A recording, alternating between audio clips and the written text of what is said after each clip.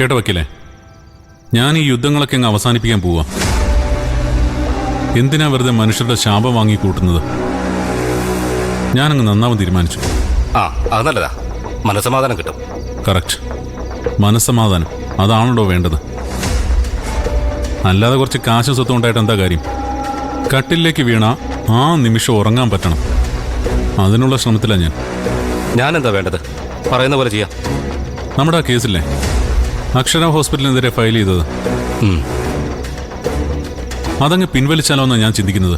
അത് വേണോ? വേണം. എനിക്ക് ആ ഹോസ്പിറ്റൽ വേണ്ട വക്കീലേ. ഹോസ്പിറ്റൽ മാത്രമല്ല, എനിക്കൊന്നും വേണ്ട. കാശ് സമ്പത്തൊക്കെ ഒരുപാട് കണ്ടവനാ ഞാൻ. ഈ കയ്യിലൂടെ ഒഴുകിപ്പോയ പണത്തിന് കൈയും കണക്കുമില്ല. അതൊന്നുമല്ല ജീവിതമെന്ന് എനിക്കിപ്പം മനസ്സിലായി. കുറേ പേരെ കണ്ണീര് കുടിപ്പിക്കുന്നു, പറഞ്ഞു പറ്റിക്കുന്നു. അതിലൊന്നും ഒരർത്ഥവുമില്ലടോ. ഈ ജീവിതം എന്ന് പറയുന്നതേ നേടുന്നവരുടെ മാത്രം കഥയല്ല, തോക്കുന്നവരുടെയും കൂടിയാ. വിട്ടുകൊടുക്കുന്നതിലുണ്ട് വക്കീലേ ഒരു സുഖം. അത് ഞാൻ അനുഭവിക്കാൻ പോവാ. നന്നായിട്ട് ആലോചിച്ചെടുത്ത തീരുമാനമാണെങ്കിൽ ഇഞ്ചക്ഷൻ സൂട്ട് നമുക്ക് വിഡ്രോ ചെയ്യാം. പിന്നെ നാളെ ഒരിക്കൽ ഇത് വേണ്ടായിരുന്നു എന്ന് തോന്നരുത്. ഒരിക്കലും തോന്നില്ല. ഞാൻ ഒരുപാട് ചിന്തിച്ചു. സ്വസ്ഥമായിട്ട് ജീവിക്കാൻ പറ്റണം. അതിനാ ഞാനിനി ശ്രമിക്കാൻ പോകുന്നേ. തെറ്റുകൾ ഒരുപാട് സംഭവിച്ചിട്ടുണ്ട്, പലതും തിരുത്താൻ പറ്റാത്തതാ.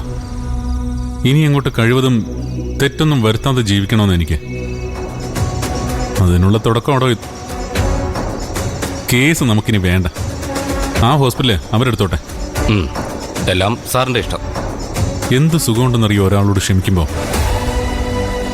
വെട്ടിപ്പിടുത്തമൊന്നും അല്ല വക്കീലേ, സ്നേഹം കൊണ്ടുള്ള കെട്ടിപ്പിടുത്തമാണ് മനസ്സിന് നല്ലത്. ഞാൻ ഇനി ആ വഴിക്ക് സഞ്ചരിക്കാൻ പോവാ. All the best. Thank you my dear lawyer.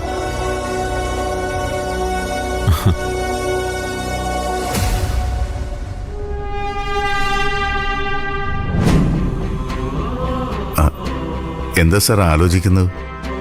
കുറേ കാലത്തിന് ശേഷം ഞാൻ ജയിച്ച ദിവസമാണെന്ന്. അത് ഞാൻ ആഘോഷിക്കേണ്ടേ നിരഞ്ജൻ?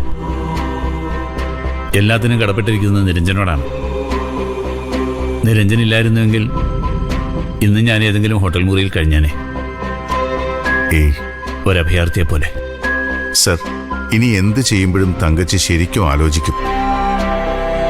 കാശ് തിരിച്ചു തരാനുണ്ടെന്നും പറഞ്ഞ് അവർക്ക് വേണമെങ്കിൽ കോടതിയിൽ കേസ് കൊടുക്കാം, ചെക്ക് കേസും കൊടുക്കാം.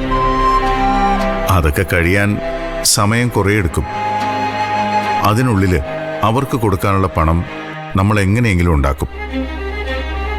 എന്നിട്ട് അവരെ സെറ്റിൽ ചെയ്യും. ആ സീതാലക്ഷ്മി നമ്മൾ വിചാരിക്കുന്ന പോലെ ഒരു സ്ത്രീയല്ല. പകയുള്ളൊരു വിഷപ്പാമ്പാണ് അവൾ. അവർ കോടതിയിൽ പോകുന്നൊന്നും ഞാൻ വിചാരിക്കുന്നില്ല. അവർ തിരിച്ചടിക്കുന്നത് മറ്റൊരു രീതിയിലായിരിക്കും. മറ്റേതെങ്കിലും രീതിയിലോ?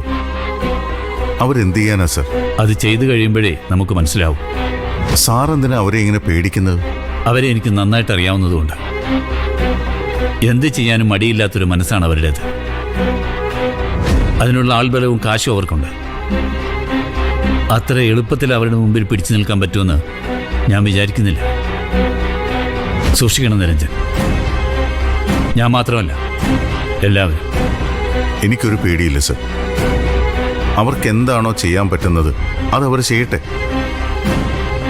ഇത് വെള്ളരിക്കാപ്പട്ടണമൊന്നും അല്ലല്ലോ, തോന്നുന്ന പോലെ എന്തും പ്രവർത്തിക്കാൻ. അവരുടെ കൂടെ ആള് കാണുമായിരിക്കും, കാശും കാണുമായിരിക്കും.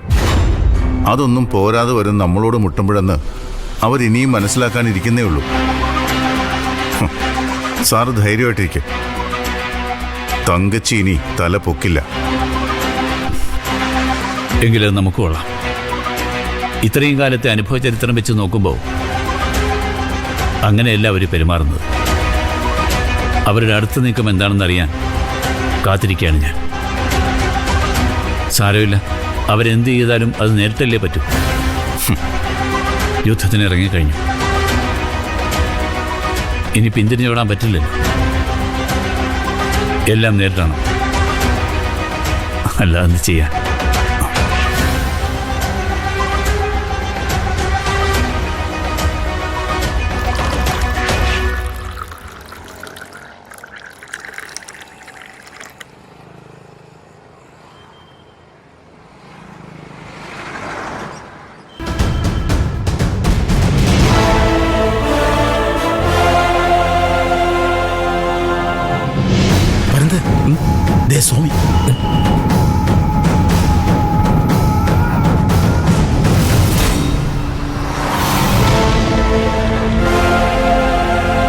ഒന്ന് മുട്ടി നോക്കിയാലോ? ഇവൻ ശരിക്കും ആരാണെന്നുള്ള സത്യം ഇന്ന് നമ്മൾ പറയിപ്പിക്കും. അതെ, കുറെ നാളായി ഇവ ആൾമാറാട്ടം നടത്തുന്നു. വാ. ആ ദേ.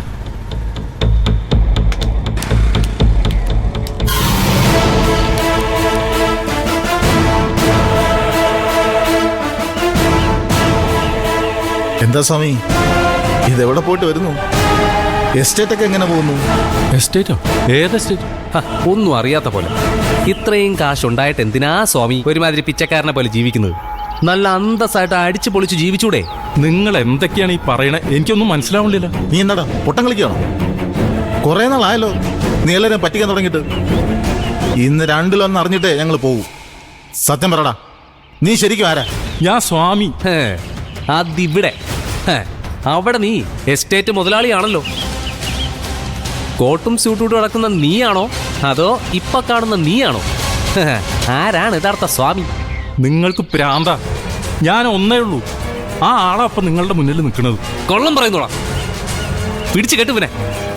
ഒന്നുകിൽ ഇവൻ സത്യം പറയും, അല്ലെങ്കിൽ ഇവനെ നമ്മൾ കൊല്ലും. ദേ, വെറുതെ പ്രശ്നം ഉണ്ടാക്കാൻ വന്നാണ്ടല്ലോ. ഉണ്ടാക്കുന്നത് എന്ത് ചെയ്യും? എന്തിയാടാ നീ? നീയല്ലടാ സ്വാമി, എസ്റ്റേറ്റിലെ സ്വാമി.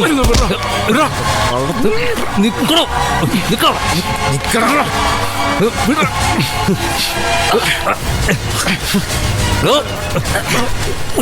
സ്വാമിയാണ് ഒരു സ്വാമി. നിക്കണോ നിക്കണോ. എന്താ ഇത്?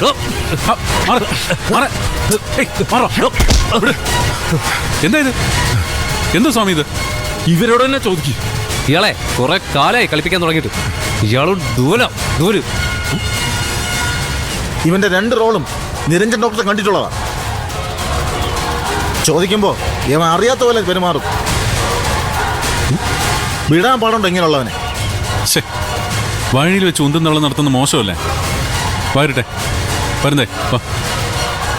പോയി വണ്ടി കയറി. വെറുതെ ആവശ്യമില്ലാതെ. സ്വാമി, പോ നോക്ക്.